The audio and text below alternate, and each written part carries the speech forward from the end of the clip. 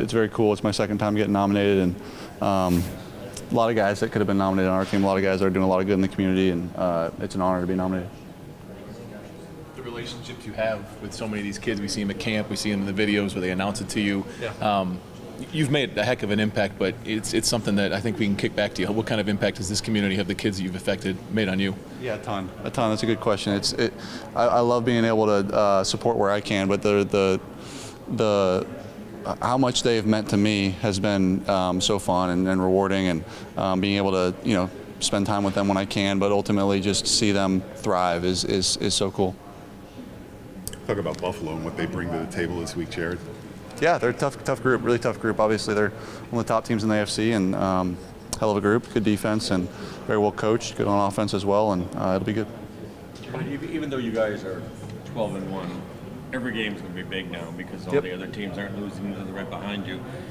Does that keep you on edge or at edge, or is it get kind of wearying at times? No, it certainly pushes us, right? Like, yeah, we have to keep winning. We'd love to say, 12-1, our division's wrapped up, but it's not even close. We got two teams on our heels that are pushing us pretty hard, and we got to keep winning. And I'm sure they're just waiting for us to lose. There's been a lot of personnel changes in Buffalo's defense since the last time you guys played them. Do you see anything differently from how defense plays? I know it's still Sean McDermott making the scheme. So do you see anything differently from the last time you guys played Buffalo? Sure, yeah, a little bit different. Still, they are who they are, and we know that. And I think they're extremely sound, extremely well coached. You can tell that a lot of these guys have been in that scheme for quite some time, and they know what they're doing. Jared, Dan was talking about the collaborative nature of the culture here and how much he tries to listen and his staff tries to listen.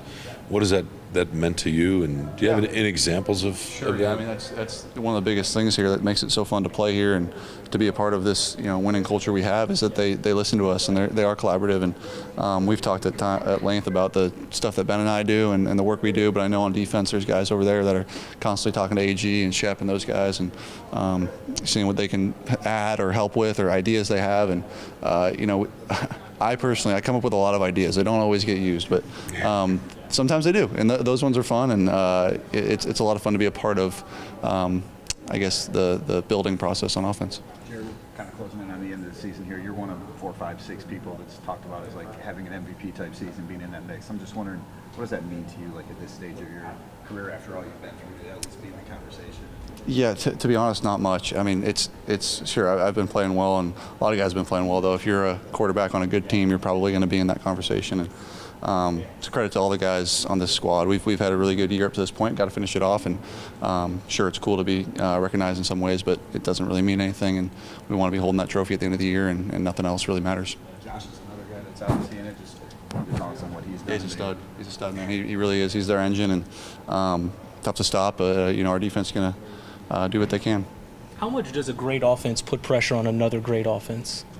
In a game like it can. Sure, yeah. I mean, yeah, if they score a ton of points, we got to score a ton of points, and vice versa. If we score a ton of points, they got to score a ton of points. I think you see that game last week that they played in.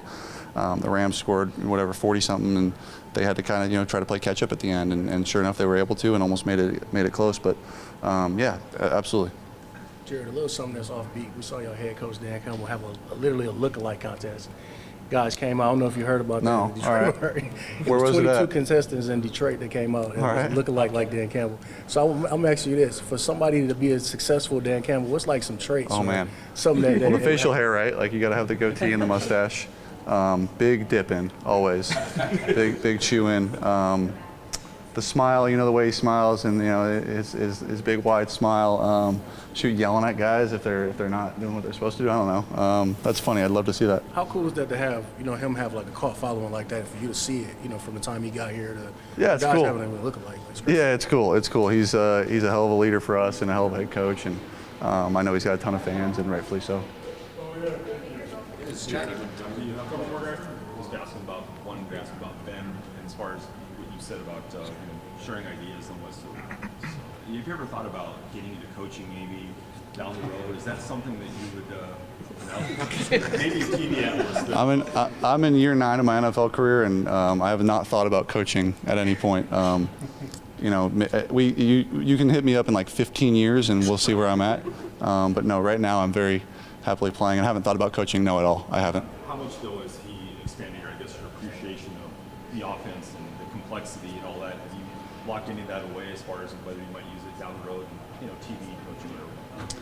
Sure, yeah. I think, I've been lucky to be around a lot of great offensive minds, and he's absolutely one of them. And he's certainly changed the way I see the game. And we very much see the game very similarly, but a lot of concepts that we do offensively that I hadn't done before, and then coming here and him teaching them to me and why they work versus this, that, or the other has certainly, changed the way I see certain things and changed my approach in a lot of ways. And the way he's pushed me, I can't ask for much more. Can that nuance give you an edge? In what way? Well, maybe in a more successful way. Yeah, sure. Yeah. We're going back now a handful of years, but I've got my history with the Rams, and then he's got his history with the places he's been, and we were able to meld some of it together, and create what we're in now. And it's constantly evolving, constantly changing. But yeah, sure. We have a lot of different viewpoints, and it's not just him. There's a ton of coaches up there that have been around the league that have a lot of different views on the way they've done things. And when you have a lot of great minds coming together, it's a good thing. Jared, Scotty Montgomery was talking earlier today, and he said a lot of guys on this team, you and St. Brown, have what he calls a clutch gene, like those late game moments, and maybe that's partly why he's so confident going for it on fourth down. Do you think there is a clutch gene, and what creates it? I don't know if a gene. I know that's like the phrasing, the clutch gene. Like, is it in my DNA? I don't know. Or is it in anyone's DNA? I don't know. I think it's the ability to know when those moments are, and to not change who you are or what you're doing. And I think Dan talks about it all the time. Like, a lot of people, when pressure happens, their heart rate spikes, and they do something out of the ordinary, or they try to do too much. And I think what I try to do is try to remain the same. And I think I do a pretty good job of that. But it's a constant work in progress. And it's hard. But I think it's guys either have it or they don't. And